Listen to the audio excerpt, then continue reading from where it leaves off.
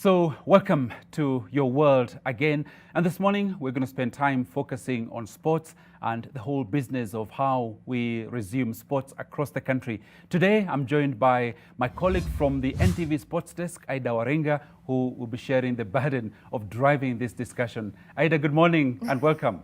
A very good morning to you, Joseph. And indeed, it's everything sport this morning. And don't forget the question of the day. We are asking you, look, sport has resumed across the world in different parts of the world. So do you think that Kenya has the capacity to have local sports resume? So that's exactly what we'll be talking about. And for that, I am joined by quite a strong panel.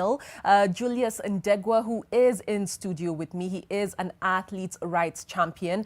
Via Zoom, I am joined by Bernabas, who is the chairman of Athletics Kenya in the Nairobi region. Via Zoom as well, I am joined by Adhanom, a sports writer, analyst, journalist, joining us from Ethiopia. And of course, the Nation Media Group sports editor, Elias Makori, will be joining us in the next hour or so. So before I get to the 2020 London Marathon and everything that we have seen take place in terms of recent happenings in sport, allow me to just get right into the interview and get some of my guests' thoughts. Julius, I'll start with you before I head on over to Bernabas and Haile in Ethiopia. You know, Haile, to you, if you can hear me, because, you know, the situation in Kenya has been, the last time active and competitive sport took place here was around March 2020. Now, that's around 5 months ago. Just tell us how the situation has been in Ethiopia. Thank you for having me. The situation in Ethiopia is the same with Kenya. We have not been seeing the competition for the last 5-6 months. We are not allowed to have a group exercise, let alone competitions, because of the state of emergency that the government was imposing immediately after they have covered the first COVID positive patient. So pretty much we are in the same situation, but lately the stakeholders from the government and the sport administration and even the sport people have been going, the discussion was how to relaunch the new season, the new competition season, because as I told you earlier, there is no competition, there is no group training. Every training the athletes is doing on their own, privately. So due to this, the league competitions were annulled immediately. We don't have any representative in group sports for the next continental tournaments, if you are familiar with this news. So there are negotiations to proceed for the next season, and there are some ideas coming forward from the stakeholders, especially for the team sports. So we are pretty much in the very same situation, but I think within the coming 1 or 2 months, if the government allows the proposals from the sports stakeholders, maybe we are going to see a team sport back to Ethiopian stadiums. Yeah, let's get into a bit more about Eliu Kipchoge. Now, marathon world record holder Kipchoge has been alternating between road training and track sessions during the COVID-19 period, but looks ahead to a return to training camp when the government loosens restrictions. Now, Kipchoge expressed his hope while on the latest round of his COVID-19 relief drive that has seen him distribute food to vulnerable members of society over the last 2 months. My preparation is going on well, but only still had ministry to open the camps and make sure that personally we are going to observe the government directives. We know how serious the COVID-19 is, and we cannot actually joke around. So we'll keep all the directions only to get a word from the government, and we are able to do what they want us to do. And it's now official, the man of the hour, or should I say, the 1 hour 59 minutes 40 seconds, has confirmed that he will be running the London Marathon. Hear it directly from the goat's mouth. I am Eliu Kipchoge, and I will be running London Marathon. A man of few words, simply put, Couldn't have said it better myself. Haile, let me just take it back to you for a second because, I want to hear it from your mouth right there in Ethiopia. It's a huge duel between Kipchoge and Bekele. Now, Kipchoge, of course, broke the marathon world record. That was in Berlin in 2018. But Bekele, in his last marathon, came very, very close to that. So do you think, patriotism aside, do you think that Bekele will be able to beat Kipchoge in this one? Or is Kipchoge simply too good? We're talking about two great athletes of the generation, especially when it comes to long distance. And they have their own good qualities. Kenenisa is a great athlete when you take the overall long distance running because he is undisputed king of track and the cross country. And when it comes to the longer distance, the marathon, it's without a doubt Eliu Kipchoge is the greatest of all. So we are talking about those two great athletes who are going head to head, and it's going to be very unwise to say this Kenenisa or Kipchoge is going to beat because we never know what's on their mind, what their preparation looks like, especially on this testing time. So as you say, patriotism aside, this is going to be a very, very tough competition. And I'm not to say that this athletes win or this athlete's going to win, because I can say that both athletes have the means, the capability, all the thing to win, not only this, but other races. So I would say that Kipchoge and Kenenisa is a race that no one is going to lose for me. And I will say that, this is going to be a very, very, very tough challenge for both athletes. And I can't say which one is going to win for me. So I'm just looking forward to see it, and let the rest decides who's going to be the winner. Right. Haile, playing it a bit safe there, Joseph. What about you? Who are you in for? Are you in for Kipchoge or Bekele? Joseph. Yeah, actually, thanks, Aida. Haile, now here in Kenya, when we've got such a big race coming up, Kenyans don't sleep thinking, how are we going to completely wipe out Ethiopian athletes from that track? Is it the same in Ethiopia as you eat in Injera? Do you think we need to completely finish Kenyans and take all the trophies and all the top awards? The feeling is the same always. I mean, beating your closest rivalry gives you the utmost pleasure of winning something. So Kenya and Ethiopia, they are good neighbors, one people, but when it comes to the running competition, it's really, really very tough nemesis. So I think the Kenyans think the same way that we Ethiopians think, especially when we see it in the international competitions. It gives a pleasure if you beat your closest rival. So I think that the feeling is the same here, and we have a very strong field, by the way. Maybe the world is talking about the two great athletes which deserve to be talked about, but we have other athletes who can surprise everybody because this is a competition full of superstars on their own. So I think it's very wise to consider some athletes also coming to win or to give us a surprise result. And Haile, without being biased, who are the better runners, Kenya or Ethiopia? Are you talking about the London Marathon? Generally. Generally. I think we need to see all the records and the data. When it comes to Kipchoge and Kenenisa, for example, it's 16-5, I think, head-to-head over on the track, the cross-country and the marathons. But when it comes to the marathon, Kipchoge is leading Kenenisa 4-0. But when it comes to the track and cross-country, it's Kenenisa without a doubt, because they have like 12-1 result, I think. So we're talking about the results alone, I think, slightly ahead. But recently, I can admit that Kenyans are doing really, really great job, especially on the marathons. I can admit that.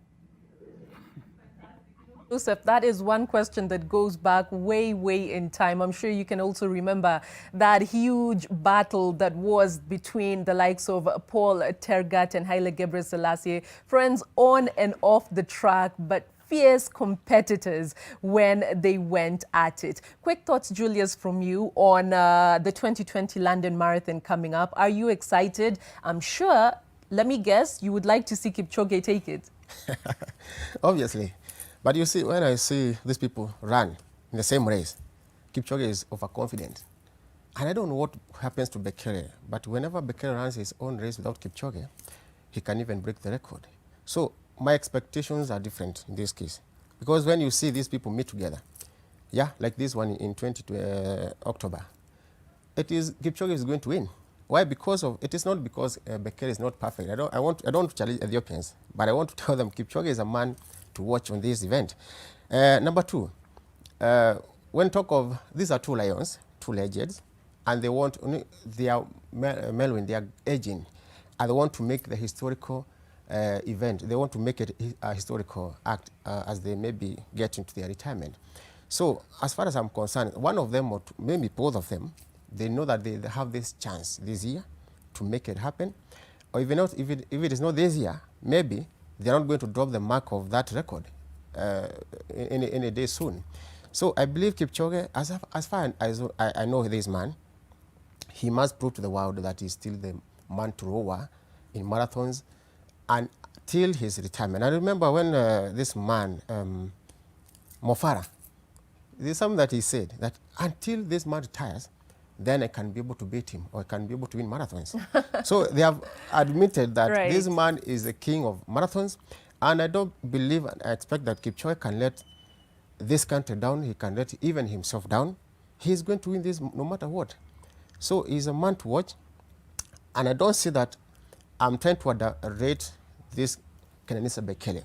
But as far as they are both of them, Right. there will be a big challenge, and Kipchoge is going to Interesting thoughts. You know, Kipchoge and Bekele in marathon, some people compare them to Cristiano and Messi in football, you know. Two lions, as Julius is putting it. And who knows, maybe on the road they will be able to challenge one another and push each other.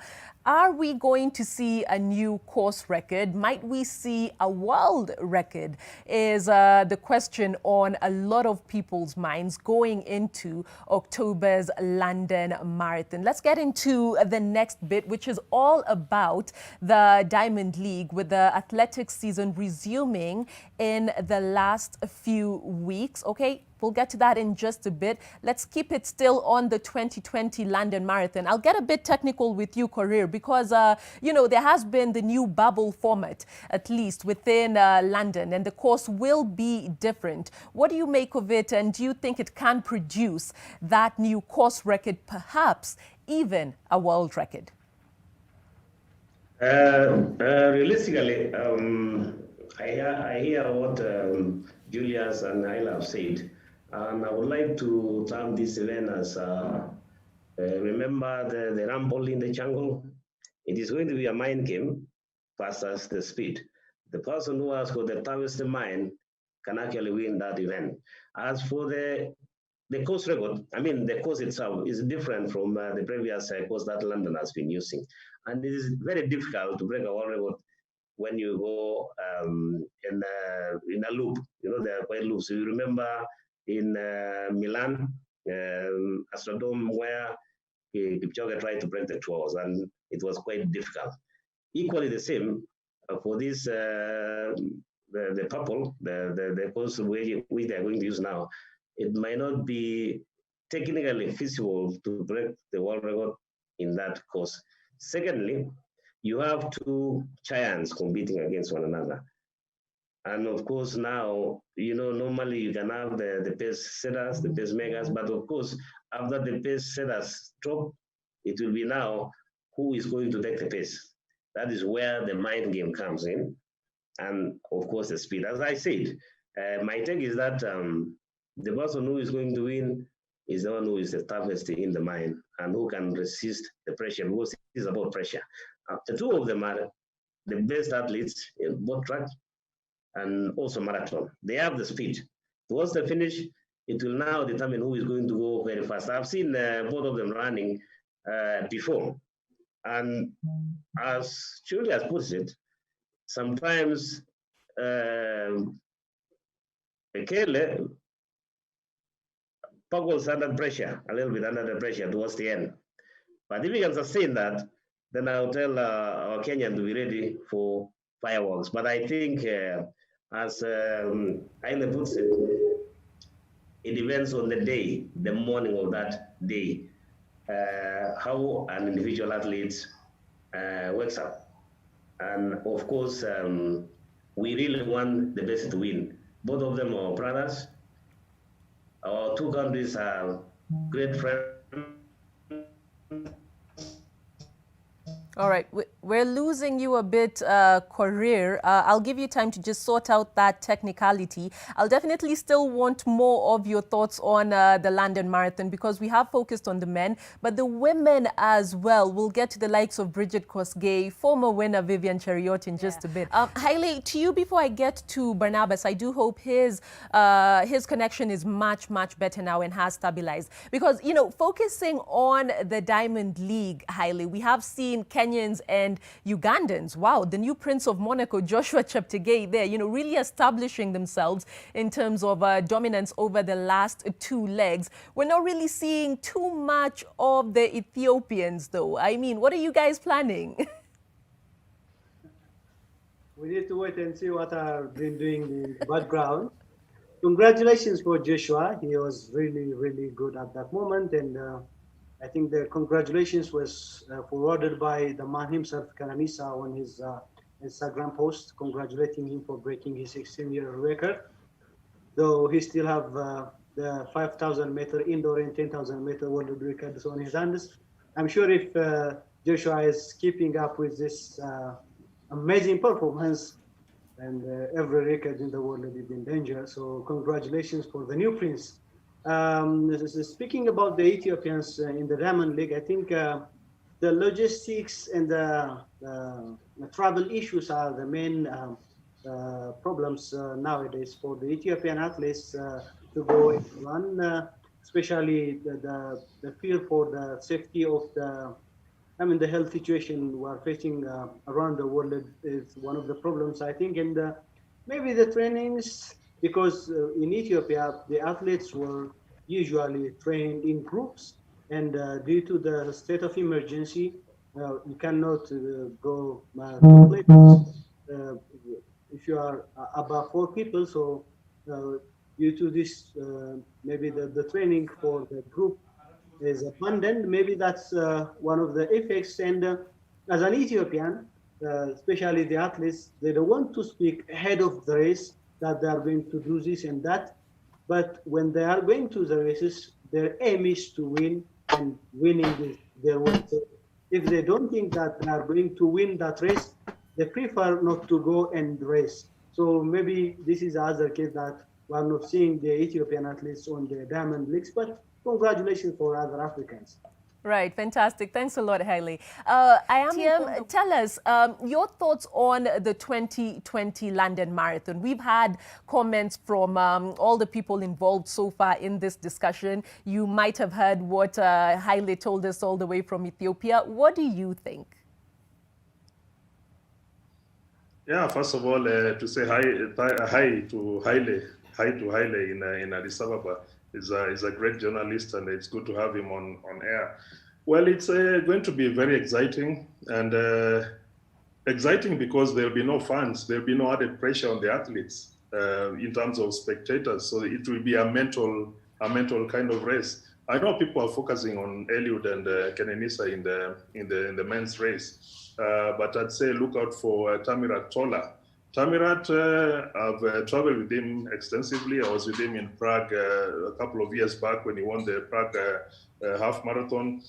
He's a very powerful athlete. He was second at the World Championships in London in 2017. He's a 2:04 runner, won the Dubai Marathon. He's kind of the dark horse behind these two people. And you know, when there's a duel that is focused on between two people, there's a dark horse that comes across. And I think for me, Tamirat Tola, I don't know what Haile has to say, but I'd put my money on Tamirat Tola to upset the big two. But of course, my top back is on Eliu Kipchoge.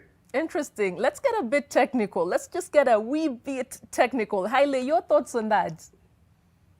Yeah, Elias, raised a very, very, very good point. I was trying to touch upon in my earlier comments because they're deservedly to be on the poster, the two greats, but there are some good athletes who might grasp the chance and shock all the world. Tamrat, as Elias mentioned, is really a very good athlete. Was recently out of competitions, but due to the COVID, there is no competition, so we have got the chance, the time to prepare and to heal everything. So Tamrat will be a good coach, but I think Mule Wasion and Mosinat is going to be the other challenges, especially Mosinat, the one who won the silver medal in the World Championship in Doha, and he used to finish behind Eliu in 2018, I think, with 2:02:55 seconds.